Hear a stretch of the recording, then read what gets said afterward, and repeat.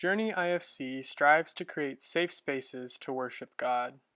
Know that you are welcome just as you are, regardless of religious background or lack thereof, skin color, political affiliation, sexuality, age, culture, or any other label you own or society throws on you.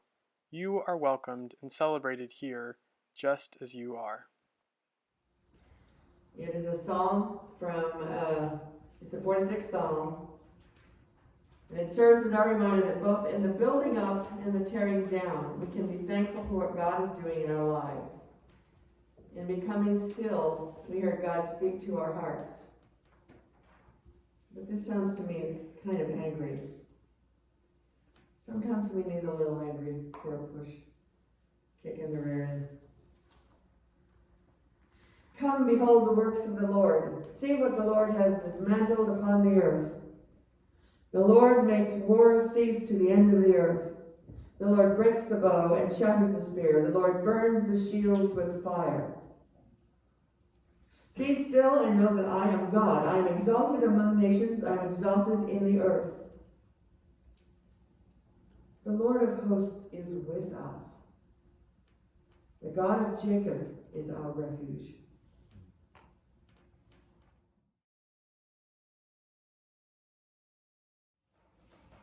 So our second reading comes from the Jesus story called Luke. And it's a story about returning to Jesus and giving thanks. It's Thanksgiving, right? So that's where we're talking about it. So the story goes like this. On the way to Jerusalem, Jesus was going through the region between Samaria and Galilee. And if you've been in our Bible study, you know that this is a dangerous time to be traveling. It's a dangerous area. There's a lot of tension. People don't like each other. This was way up in the north, and so they saw them as kind of the bad guys. And Jesus entered a village, and at that point 10 lepers approached him. People with leprosy, skin conditions, approached him, keeping their distance, because they were seen as impure. They called out saying, "Jesus, Master, have mercy on us." When Jesus saw them, he said to them, "Go and show yourself to the priest." And as they went, they were made clean. Not sure how, but they were made clean. Then one of them, when he saw that he was healed, turned back, did a 180, praising God with a loud voice. He prostrated himself. He lowered himself to the ground, bowed before Jesus' feet, and thanked him. And he was a Samaritan. And as we know in the story of the Good Samaritan, we hear Samaritan, we assume that they're the bad guy, right? But the Samaritan, the one who is a Samaritan, returns. Then Jesus asked, "Were not 10 made clean? But the other 9, where are they? Was none of them found to return and give praise to God except this foreigner?" Then he said to him, "Get up and go on your way. Your faith has made you well." Or maybe another translation is, "Your faith has saved you." This ends our reading. So Thanksgiving is a fun time. Growing up, it's nice having my parents here when I tell these stories, because they're like, they can compare with me. So, Wes and Lee, thank you for being here. Mom and Dad, I guess I should call you. And I've always loved Thanksgiving because it was one of the couple times a year when all my family got together. My brother's much older, so it meant that he was going to be in town and his wife was going to come. And even when my sisters were in college and I was still at home, it was the time that we all gathered back together. And I always loved that. It was always just a sweet time, even though there's always fighting. It's what Thanksgiving is for. That's what the holiday's all about. But my favorite thing on Thanksgiving Day, yes, I love the food, I love the family, but I love the Thanksgiving Day parade. I love the Macy's thing. I love getting up. I'll watch it alone. I'll put it on and I'll be the only one. The kids won't even be that entertained. But I'm in there watching all of it. I love the cheesy announcing. I love that all the songs are lipped up, so it's clear they're not singing it live. But I just eat it up. I love that Santa comes at the end, that there's a big turkey, that there's familiar floats, and every year there's some new balloons. It's just so fun.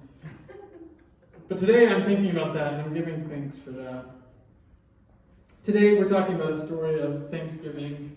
Not our particular context, a little different, but This is in the area of Palestine where the north and the south had this big divide. So the north was where Galilee and Samaria are, and then in the south, that's where Jerusalem was, Judea. This is like the big region, the temple's there, this is where the Holy of Holies is. If you're in our Bible study, you've heard this a lot. We've talked about this the last several weeks. And so what they thought is that the center of the world was Jerusalem, because this is where the temple was. And everything that got further and further away from that was less holy. And so the people in Samaria were seen as less holy, and because they were also Jews and they believed things differently, they interpreted Scripture differently, they were seen as heretics. This sounds a lot like, denomination structure here in the United States, and people split over things, and here at Journey, we're probably heretics like half the time, so I get the Samaritan guy. But they were seen as foreigners, outsiders. They're seen as unclean. They couldn't even go into temple spaces. And there's even a story where a group of Samaritans, they went into the temple and they put dead bones, because bones were impure as well, and left them there saying, Samaritans touched it, they're dead, it's like double impure, now you have to clean it up. And that's one of the things they did, but it got violent even. It was a really contentious time. And so when Jesus says that there's one of them that's a Samaritan, we know that has some baggage. We also learned that the 10 of the people there have leprosy. In our book study, we learned that leprosy wasn't, when I grew up, I don't know why, I always thought leprosy was the thing where your arm falls off. That's what I thought. But really, leprosy in this context was any kind of skin disease. It could be anything. It could be eczema, psoriasis, or any kind of skin thing that was a visual impairment on your body. And so all these people had some, and what this meant is that they had to be exiled. They had to be quarantined away from the community because they thought that it was contagious. They thought everyone would get that. And because they related physical health to spiritual health, they thought that they could affect other people's spiritual health by being around. And so the problem is that those people were sent out, but if they had families, if they were maybe the man of the household that was sustaining that family in that time, in that context, they would have to leave their family, and their family had to survive on their own. And some of these diseases could last for years and years. And so when Jesus is healing these people of this disease, he's saying you can return home, that you can return to the temple, that you are welcome back into the fold. See, because all this physical and spiritual healing thing happens a lot. We talked about this in our study as well, right? Where they thought that your physical healing and your spiritual healing were paired, but they could be kind of separate. And so you could be physically healed, but not spiritually healed. You could be spiritually healed, but not physically healed. But often they were conflated. They were kind of one and the same. They saw them as a physical sign of your inward being. And this is a problem, because as we read this now, if you have any kind of disability, and from an ableist perspective, this isn't a problem, but if you have any disability and God isn't healing that, it probably is frustrating to hear that. Like, your faith has made you well, you're healed. But one thing that's interesting about this passage is it doesn't focus on the physical healing itself. It kind of just skips over that. It just happens as they're walking to the priest. So we don't really know what Jesus did. And oftentimes when there's some kind of healing, we'll learn that Jesus spit into the dirt and rubbed his finger in it and put it in someone's eye. Like, there's examples of when the physicality was really important. But for some reason in this story, it's not about the physical. It's more about the spiritual healing. So he sends them to a priest to confirm that they were healed spiritually and that they could return home. And so 9 of them probably are so excited to see their family that they run out and they just go home. They don't return to Jesus. But one is so overwhelmed by what Jesus has done that he returns to them. This Samaritan, this impure person who was impure on many levels. He was from the north, not just from the north, but from Samaria, and he had leprosy. So he was counted out on all accounts. And Jesus said, "You are healed. You can go home." He returns with gratitude and bows before Jesus and offers thanks. And this thanksgiving word here is really interesting because the word that is used is Eucharisto. So this is the Greek word Eucharisto, which we get Eucharist, the Lord's Supper, the Last Supper. And Eucharist means Thanksgiving. This Thanksgiving meal is what we talk about. Thanksgiving meal. We'll have maybe one of those later this week. And this is kind of the Thanksgiving meal I want to focus on today. I'm not as interested in the pilgrims and all of that, because growing up it's a beautiful story, but we know a lot of colonization happened with that, and genocide, and some really awful things. So I want to return to this table, this meal that's open to everyone, even the Samaritan. I think this healing that happens is a holistic healing for this man. He realizes that his body and spirit are forever changed. And his thanksgiving isn't something that's a requirement. The other people, the other 9, they don't lose their healing. They go home, they're healed. But this one in particular, this healing meant something so important to him. Maybe he was gone for many years, and he finally was going to return home. And he does things not as a requirement, but as an overflowing of his compassion, his joy, his thanksgiving. It's just something that flows naturally from him in this moment. And Jesus said, "Your faith has made you well," or "Your faith has saved you." This story reminds us that we're all welcome to this table, regardless of where we're from, regardless of who counts us out. And I think about, is it our faith that really made us well? Is it the gratitude that made us well? Is it Jesus? I don't really know. I don't know if that line sits right with me. I think it's something much more complex than that. But I also wonder, why is gratitude so important? Why is it important that this guy returned and gave Jesus thanks? Why is this story remembered? This is particular to Luke. It's not in the other Gospels. This is particular to Luke's vision of who Jesus is. And apparently, people have been studying gratitude for many years, and that's what worship is. Typically an act of gratitude for God, of thanksgiving. And these scholars believe that throughout history, people have turned to faith and religion as a way to express their gratitude, because it's human nature to need to be thankful. It's something in our DNA, in our bones, that we need to be thankful. It's something we have to do. It's this overflowing of our spirit, just like this Samaritan man. And it's interesting because it actually has physical and mental benefits. It's shown that if you make a gratitude journal, and I have a list of things that we can actually try out later this week. If you make a list, it can actually improve depression. It can it changes your immune system. It can help your immune system boost. It's crazy, all of these physical and spiritual benefits that being grateful can have in our lives. And I think that's why this holiday is important, especially before all of the holiday season, where it's go, go, go, and gifts and money and get things, and we're going to have a big Macy's Thanksgiving Day parade, all the money that goes into it. It can get busy. But I think Thanksgiving gets us to slow down and to remember that these blessings aren't something that everyone has. Just like the person on the side of the road yelling for help, not everyone has this. And it helps us be grateful for the blessings that God has given us. And even if we can't understand why other people don't have these blessings, it's a moment for us to thank God for the own blessings in our lives, surrounded by family oftentimes and loved ones. But really, it's a reorientation, just like this man who completely turned around. And it's important that he turns around. In the Greek here, that's a big phrase. This isn't just a physical turning around. It's an altering moment in this man's life. His entire viewpoint, his entire perspective on the world turns around and goes towards Jesus in this moment. And so what we're going to do today is we're going to have a meal. We're going to partake in this Thanksgiving feast. We're also going to give some thanks, but I also want to give you some ideas that Sally Bowman, who was here last week and helped us plan the service, she sent this article that I thought was really fascinating on how you can fight the holiday blues with gratitude.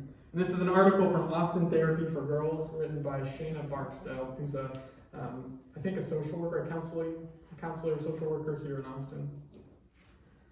So she says, in the last couple of years, there has been an extensive amount of data collected supporting gratitude practice as a way out of depression. Although Thanksgiving is a wonderful time to feel and act grateful, we can continue the practice throughout the year with some simple actions. There's 7 of them, so hopefully you get one of them. There's a lot, so just hang in there. So, first one, set aside a moment in your day to practice gratitude. I encourage folks to begin a gratitude journal. Well, I'll get one of these before you leave. And enter things that they are grateful for every day. 2, do a random act of kindness. Maybe it's giving someone money. Maybe it's hugging a friend. She talks about last Friday, a kind person in front of me at Starbucks paid for my coffee and said, "Have a happy Friday." Not only did it change my attitude about the day, it was raining and cold in Austin.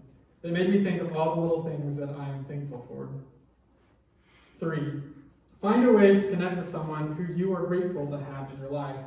Send a random text or card. Gail's really good at doing this, sending cards. I think that's one of her spiritual gifts.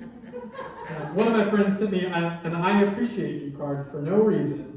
Again, based on research, this not only changes my happiness level, but the person who sent the note also feels happier.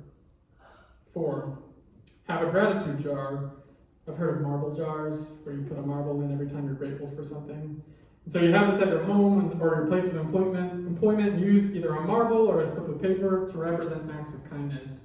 Each time someone feels thankful, they put a marble in the jar and write an appreciation. Having a visual of all the little things you are thankful for can make a big impact on your mood. 5, studies show that people who make a conscious effort to note things they are grateful for are significantly happier than those who do not, even months after keeping a consistent gratitude journal. Months later, it still is helping. 6, gratitude can work wonders in our relationships. When we show our partners, friends, parents, or children that we are grateful for them, which often we think we're doing that, but sometimes the words help, they are likely to appreciate us in return. Gratitude can rewire our brains to value the positive aspects of our relationships.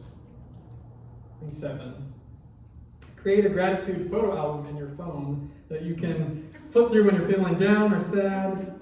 And this holiday season can be a time of grief, and as we know, we lost someone this past week. Maybe losing someone, or someone going to college, or changing schools or jobs, or, like I said, death. She gives advice from Queen Elizabeth that says, "Grief is the price of love." And I think of the Marvel show, it came out on Disney Plus, where it says, "What is grief if not love persisting?" So I thought of that. But having these things of gratitude can help us rewire our brains. There's a physical and a spiritual need in this. This is the legend of the 5 kernels. The first winter the pilgrims spent in their new home, there wasn't much food to eat. Some days there was only enough for each person to have 5 kernels of corn. How did they survive during these hard times? Did they give in to bitterness and despair? No. The pilgrims chose to trust God, regardless of their circumstances. They chose to thank Him for what they were given, no matter the size. Those 5 kernels of corn were a blessing. From that time on, each harvest, the pilgrims put 5 kernels on each plate to remind them of God's love and caring. In a minute, you'll be invited to come up and get a card we have for you about the 5 kernels. It says the first kernel reminds us that God loves us. The second kernel reminds us that God provides for our needs. The third kernel reminds us of the friends God has given us. The fourth kernel reminds us of all the people God has given us who love us. The fifth kernel reminds us that God hears our prayers and answers us. The cards are here. Corn kernels in the cup. You can take 5 kernels, and there's a baggie to put all of it in. You'll be invited up in just a minute. Well, folks, once again, we come to the end of our gathering here. And after this week, I can say, as God's mercy endures forever, enjoy your week. Come get your kernels. And I'll be the first, because every one of those means something today. God bless you and keep you, and be with you the rest of your week. Amen. Amen.